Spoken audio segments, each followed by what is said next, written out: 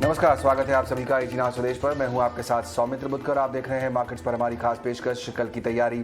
शुरुआत करेंगे आज के बाजार से, जहां लगातार हमने देखा दूसरे दिन गिरावट देखने को मिली। बैंकिंग शेयरों ने आज भी बाजार पर दबाव बनाया। और कौन से शेयरों में और सेक्टर्स में सबसे ज्यादा एक्शन देखने को मिला, जानने के लिए चलेंगे मेरी सहयोगी प्रियंका के पास। हम एक गैप डाउन के साथ खुले और इसके बाद हमने देखा कि वो गैप जो था, जो एक प्रेशर था बाजार पर, वो एक सस्टेन देखने को मिला। बड़े रीजंस उसके वजह से थे।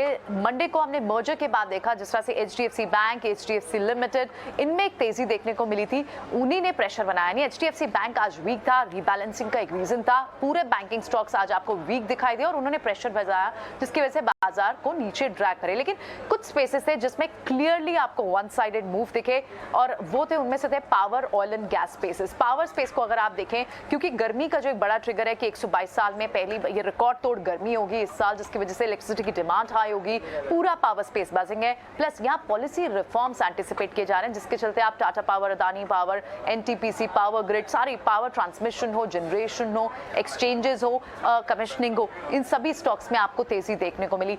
इसके अलावा गैस स्टॉक्स आपको तेज दिखाई दिए, कोल इंडिया आपको तेज दिखाई दिया क्योंकि कोल की डिमांड जाहिर तौर पर बढ़ेगी। तो कमोडिटी प्राइसेस के चलते आपने मेटल स्टॉक्स, एल्यूमिनियम के काउंटर्स यानी वेदांता, नेशनल एल्यूमिनियम, वहां पर भी एक तेजी देखी। मेटल स्टॉक्स आज फिर से रिबाउंड करते हुए दिखाई दिए। तो ये कुछ स्पेसेस है जहां पर आपको क्लियरली एक्शन देखने को मिला।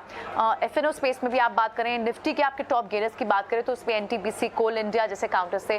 कुछ सेलेक्टिव स्टॉक्स आपको फर्टिलाइजर स्पेस से जैसे यूपीएल, निफ्टी काउंटर्स में आज फिर से आपको बाउंस बैक करते हुए दिखाई दिए। एफएनओ स्पेस में आपको ओपन अप थीम के काउंटर्स जैसे कि आदित्य बिरला फैशन वीक हो या आदित्य बिरला का स्टॉक हो या फिर स्टॉक्स लाइक डेल्टा कॉर्प हो, यहाँ पर आपको फिर से एक तेजी देखने को मिली। तो ओवरऑल आपको बहुत स्टॉक स्पेसिफिक एक्शन दिखा, सेक्टर स्पेसिफिक इनफैक्ट एक्शन दिखाई दिया। आईटी थोड़ा सा आज प्रेशर में जरूर है, लेकिन मिड कैप आईटी में एक फिर से एक रीबाउंस की एक्सपेक्टेशन है, एक्सपर्ट्स मान रहे हैं। और 17,800 जो एक बड़ा सपोर्ट है उसके पास ही बाजार बंद हुआ है। इसे कंसोलिडेशन की तरह मार्केट देख रही है, एक्सपर्ट्स देख रहे हैं और फिर से we should be in for another technical bounce. इस तरह का व्यू मार्केट्स पर एक्सपर्ट्स का बन रहा है। तो और आज ये 17,800 एक बड़े इंपॉर्टेंट सपोर्ट के पास बाजार बंद हुआ। शुक्रिया प्रियंका उस पूरे अपडेट के लिए। और हमने कई एक्सपर्ट से बात भी की। हीलियोस इंडिया के सीईओ दिनशॉ ईरानी ने हमसे खास बातचीत में कहा कि अभी भी बाजार में सावधान रहने की जरूरत है। उनके मुताबिक ग्रीन एनर्जी से जुड़ी कंपनियों में निवेश के बेहतर मौके बन सकते हैं। एक्चुअली जो हमने जो एक्यूमुलेट किया वो तो कर लिया, पर अभी हमें लग रहा है कि थोड़ा सावधानी बरतनी चाहिए बाजार में, और हम भी वही कर रहे हैं। हम भी थोड़ी सावधानी बरत रहे हैं क्योंकि अभी ये साल जो आउटलायर इवेंट्स होते हैं, जो आपके बड़े कम होते हैं पर फिर भी जो आके प्रॉब्लम क्रिएट करते हैं, वो इस बार बहुत ज्यादा हो गए। जैसे स्टैटिस्टिक्स में उसको बोलते हैं लेप्टोकर्टिक कर्व बोलते हैं, जिसमें टेल्स जो होती है बड़ी मोटी होती है, मतलब उसमें इवेंट्स जो होते हैं, आउटलायर इवेंट्स, वो बहुत ज्यादा होते हैं। तो वो अभी ये बहुत ज्यादा हो रहे हैं साल में, इसलिए अभी हमें ऐसा लगा। और इसकी वजह से क्या होता है कि जो पॉलिसी मेकर्स होते हैं या जो इन्वेस्टर्स होते हैं, उनके डिसीजन लेने का प्रोसेस थोड़ा थम जाता है, थोड़ा हल्का हो जाता है, थोड़ा क्वेश्चन में आने लगता है। तो इसलिए हमें लग रहा है कि अभी थोड़ा सावधानी बरतनी चाहिए, क्योंकि ये जो इवेंट्स है वो आसानी से भी नहीं जा रहे हैं। मतलब आप जैसे यूक्रेन की वॉर की बात है, वो ठीक है। आई मीन सबसे बेस्ट सोल्यूशन ये होगा कि वॉर थम जाए, अभी आज ही बंद हो जाए। पर अभी वो भी होने के बावजूद सैंक्शन तो जाने वाले हैं नहीं रशिया पे, क्योंकि पूरी दुनिया बड़ी खफा है उनसे। तो वो सैंक्शन आसानी से जाएंगे नहीं। वो नहीं हुआ तो आपकी कमोडिटी प्राइसेस इन्फ्लेटेड ही रहेंगी, और वो भी एनर्जी ड्रिवन कमोडिटीज है जो सीधा इकोनॉमी को इम्पैक्ट करती है, सीधा कंज्यूमर को इम्पैक्ट करती है। बिल्कुल, तो सैंक्शंस तुरंत जाएंगे नहीं रशिया से, और इसीलिए बाजार पर आपको फिलहाल नजर रखनी चाहिए, सावधानी से आगे बढ़ना चाहिए।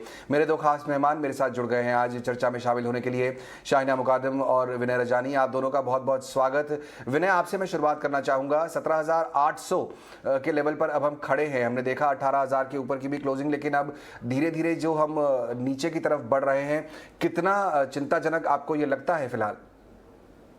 जी, चिंताजनक तो अभी नहीं लग रहा है, क्योंकि निफ्टी की बात करें तो अभी निफ्टी ने अपने 5 दिन की एक्सपोनेंशियल मूविंग एवरेज का सपोर्ट भी नहीं तोड़ा है, तो it's just a profit booking on the chart.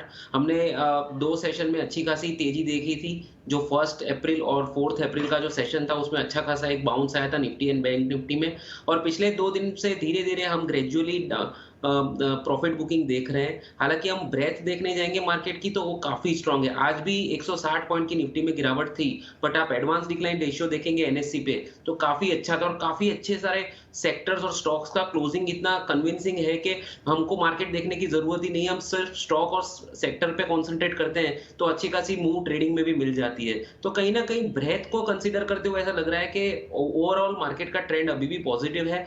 जो गैप अप ओपनिंग हुई थी 4 अप्रैल को, वो गैप के अंदर हम कहीं ट्रेड कर रहे हैं। 17,700 से 17,800 की जो रेंज है वो एक गैप का सपोर्ट है।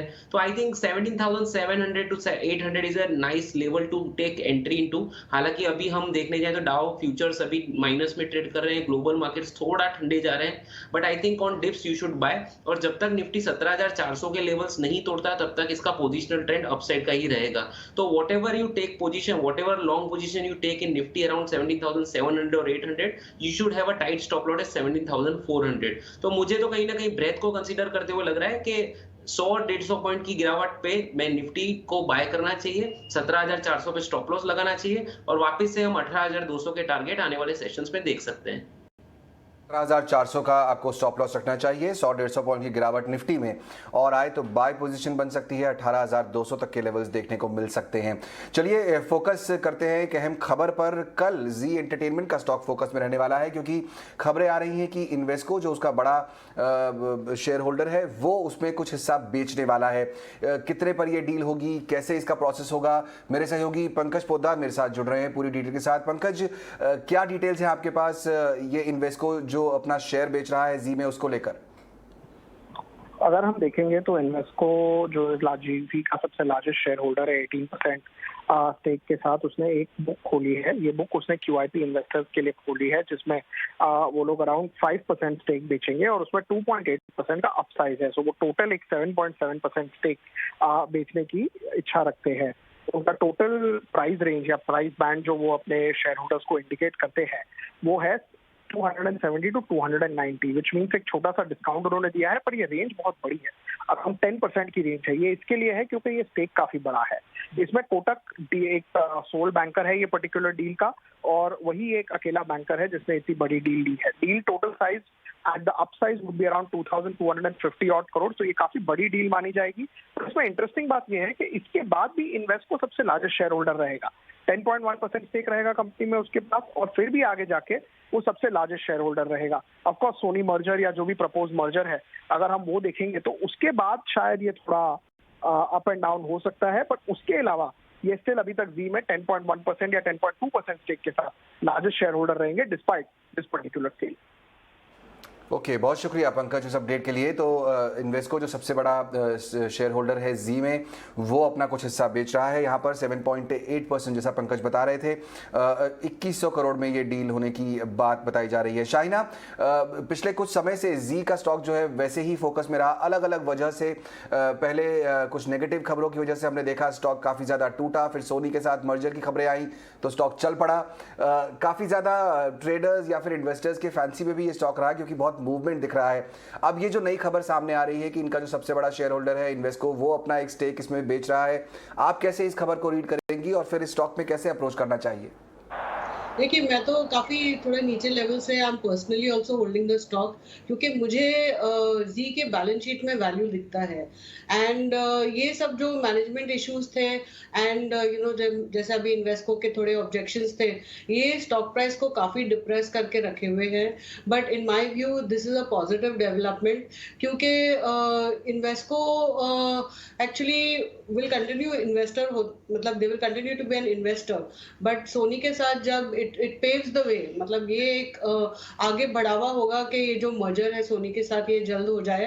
एंड मेरे हिसाब से ये बहुत अच्छा पॉजिटिव रहेगा, बिकॉज दोनों का कंबाइंड मार्केट शेयर काफ़ी अच्छा रहेगा, मतलब एंड काफ़ी बैलेंस शीट में स्ट्रेंथ रहेगी to acquire further properties in terms of अगर वो बिडिंग कर रहे हैं फॉर स्पोर्ट्स या एंटरटेनमेंट मूवीज, तो आई थिंक ये बैलेंस शीट पे और भी स्ट्रांग होगा। डेट फ्री कंपनी है, तो मेरे हिसाब से एक ये सब मैनेजमेंट का इशू वंस ये अपने पीछे हो जाता है तो स्टॉक यहाँ से काफी अच्छा रिटर्न दे सकता है। इन्वेस्टर्स को जो भी डिक्लाइंस मिलता है मेरे हिसाब से ऐड करके 1 या 2 साल के लिए रखना चाहिए।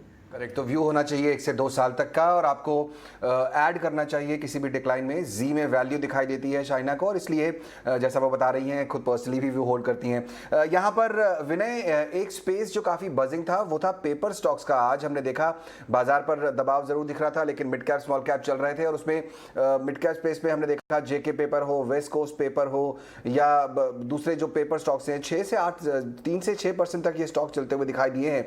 अलग अलग फंडामेंटल रीजन इसके दिए जा रहे हैं। ओपन अप की थीम हो गई है, स्कूल कॉलेज फिर से खुल गए हैं, तो वो अलग अलग लॉजिक तो दिए जा रहे हैं। लेकिन चार्ट्स के लिहाज से अगर मैं आपसे पूछूं, कोई ऐसा स्टॉक पेपर स्पेस में जो आपकी नजर में आया हो जहां पर अभी भी पोजीशन बनाई जा सकती हो?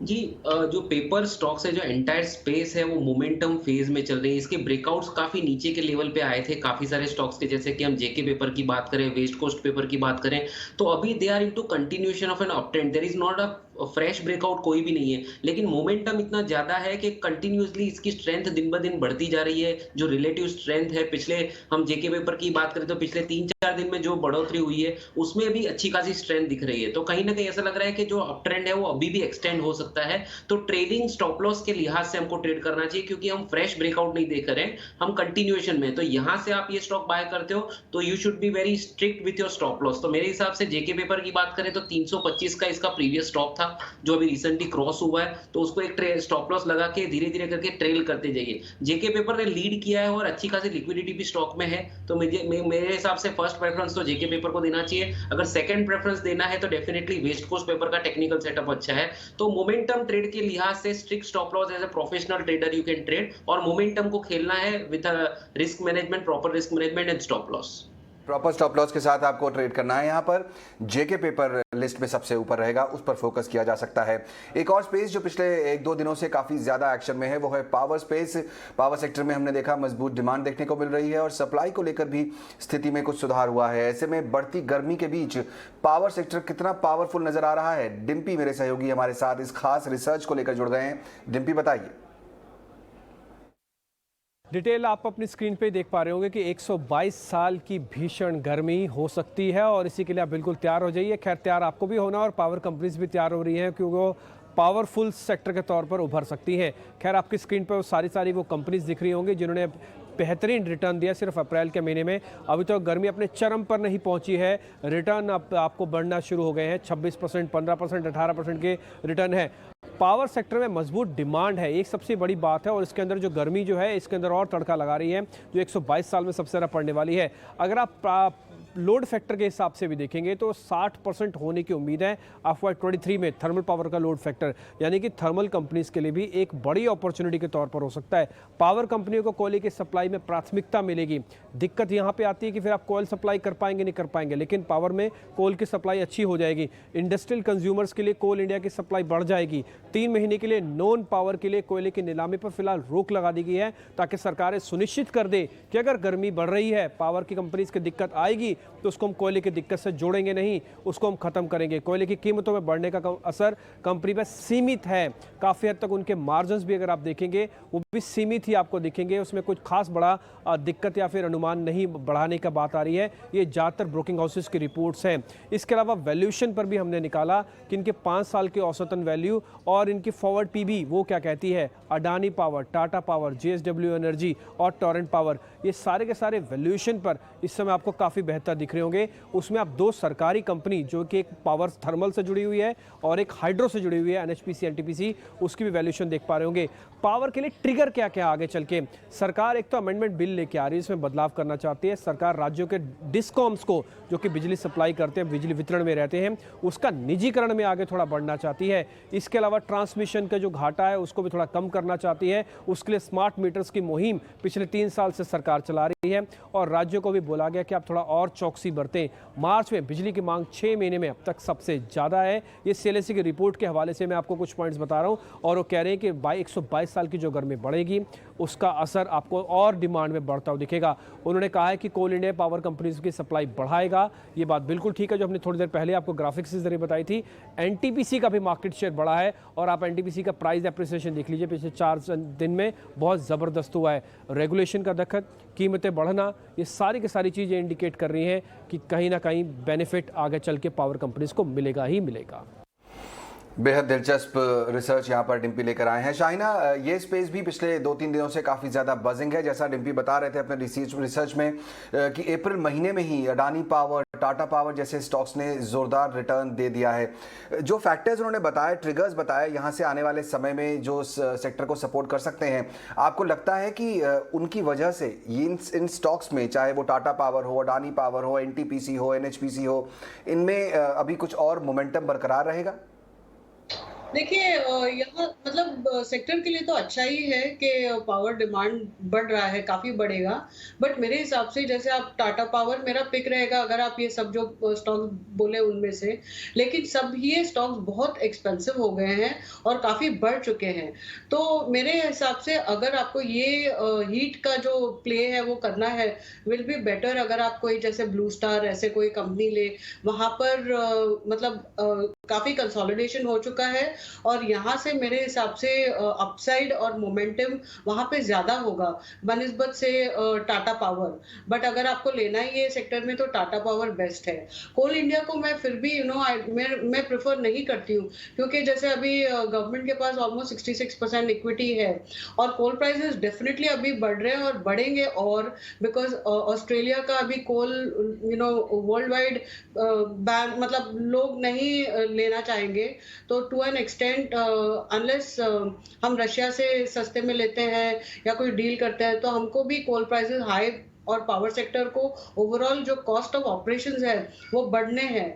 तो इस हिसाब से मेरे हिसाब से अभी अवॉइड करना चाहिए इतना to add at current levels. हो सकता है अगर अच्छा डिप होता है ओवरऑल मार्केट का और ये सेक्टर का, तो टाटा पावर ऐड कर सकते हैं। बट अदरवाइज अगर आप ये सेक्टर में पूछ रहे हैं मुझे for the heat, I would prefer something like a blue star. Okay, तो टाटा पावर यहाँ पर टॉप पिक बनती है अगर आपको पावर स्पेस में रहना है, लेकिन अदरवाइज अवॉइड करने की सलाह है, क्योंकि जो गर्मी वाला जो थीम है उसके लिए दूसरे बहुत सारे आइडियाज़ हैं, वो हम आगे भी अपने मेहमानों से पूछेंगे। आपको एक और अहम खबर बताएं, और वो ये कि यूनियन बैंक अब डिजिटल प्लेटफॉर्म को बढ़ावा देने पर जोर दे रहा है। इस साल बैंक करीब 1000 करोड़ रुपए इस पर खर्च करने की तैयारी में भी है। यूनियन बैंक के MD और CEO से मेरे सहयोगी अंकुर मिश्रा ने खास बातचीत की, आइए सुनते हैं। एक सवाल मैं आपसे ये पूछना चाहूँगा कि जो ये लॉन्च हुआ है ऐप का और आपने जो डिजिटल इनिशिएटिव्स लिए हैं, इससे कस्टमर्स की सर्विस पे क्या असर पड़ेगा और आप कैसे अपना बिजनेस ग्रोथ देखते हैं इसमें? ये पर्सनल लोन स्पेस में हम जो लॉन्च किया और मुद्रा लोन स्पेस में जो लॉन्च किया, पर्सनल लोन स्पेस में हम लगभग 5000 करोड़ तक का बिजनेस बिल्ड करने का सोच रहे हैं। मुद्रा में हर साल 500 करोड़ तक का लोन ये ऐप में डिस्पर्स होने का एक्सपेक्टेशन है ये साल में ही। तो ये वॉल्यूम का बात करते हैं, ये 2 प्रोडक्ट का। तो as we go forward actually इसमें आगे जाके एक्चुअली हमारा वॉल्यूम और बढ़ने वाला है इसमें।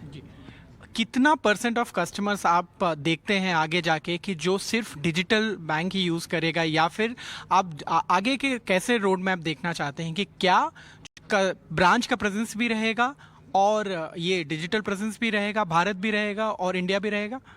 ये दोनों रहेगा। एक्चुअली हमारा देश ऐसा है, ये जितना भी आप प्रोडक्ट करेंगे फिर सब प्रोडक्ट सर्वाइव हो जाता है इधर, तो इधर मौका है दोनों साथ में चलाने का।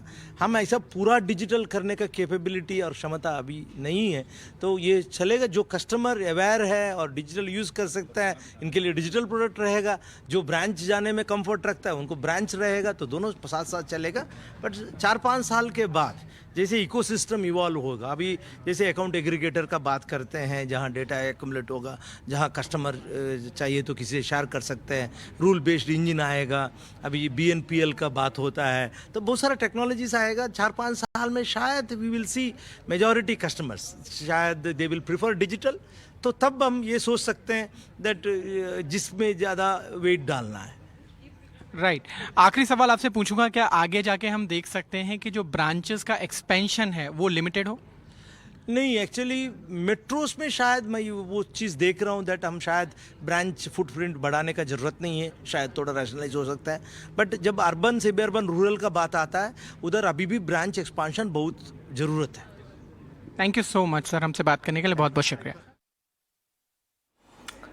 चलिए, तो डिजिटल बैंकिंग की तरफ बढ़ रहे हैं, यहाँ पर और डिजिटल होते जा रहे हैं यूनियन बैंक ऑफ इंडिया की तरफ से वो लेटेस्ट अपडेट।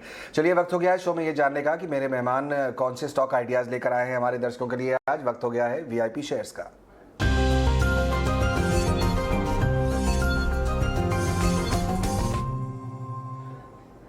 विनय, आपसे शुरुआत करना चाहूंगा, कल की ट्रेडिंग सेशन के लिए कौन से आइडियाज़ शेयर करेंगे आज आप हमारे दर्शकों के साथ?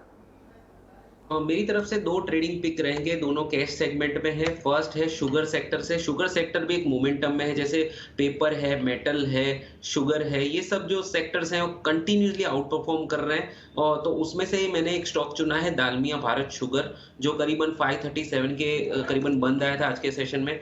तो एक मोमेंटम प्ले है, एक फ्लैग पैटर्न ब्रेकआउट है, चार्ट एंड वॉल्यूम से प्राइस एंड वॉल्यूम सेटअप काफी कन्विंसिंग लग रहा है। तो I think this can outperform within the sector also. So Dalmia Sugar को आप 537 के करीबन बाय कीजिए, स्टॉप लॉस 520 पे लगाइए और टारगेट आप 570 का एक्सपेक्ट कर सकते हैं। सेकंड जो मेरी पिक है वो प्रिंस पाइप है।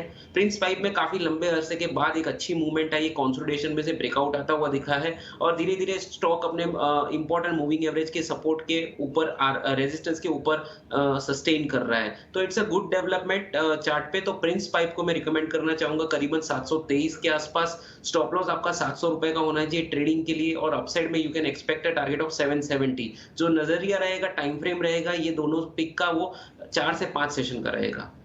मैं आपसे बात करना ही चाहता था शुगर स्पेस पे, समय की कमी की वजह से बात नहीं हो पाई। वो स्टॉक, वो पूरा सेक्टर बजिंग है, जैसा आपने भी कहा। डालमिया शुगर आपकी पसंद, यहाँ पर टारगेट है 570 का।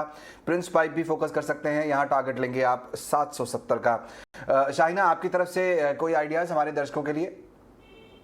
मेरे थोड़े लॉन्गर टर्म बेट्स हैं, नॉट फॉर डे। तो पहला डीसीबी बैंक मैं पिक करती हूँ। यहाँ से मेरे हिसाब से बॉटम आउट हो चुका है और अगर उसका वैल्यूएशन देखें, प्राइस टू बुक बहुत अट्रैक्टिव है compare to other private sector banks. अगर उसका जैसे आप मार्केट कैप देखें, market cap is just less than 2,500 crore और वो इवन बैड टाइम्स में अगर आप देखें profits, PAT, they have been making about 330-340 crore of PAT. तो आप देख लीजिए कि वैल्यूएशन वाइज काफी अच्छा है। बॉटम आउट मेरे हिसाब से 1 साल की होल्डिंग में you can get a price of almost 90 रुपए का मैं टारगेट रखती हूँ और स्टॉप लॉस लगा सकते हैं आप 65 का स्टॉप लॉस। दूसरा सेक्टर मुझे अच्छा लगता है जैसे मेटल्स।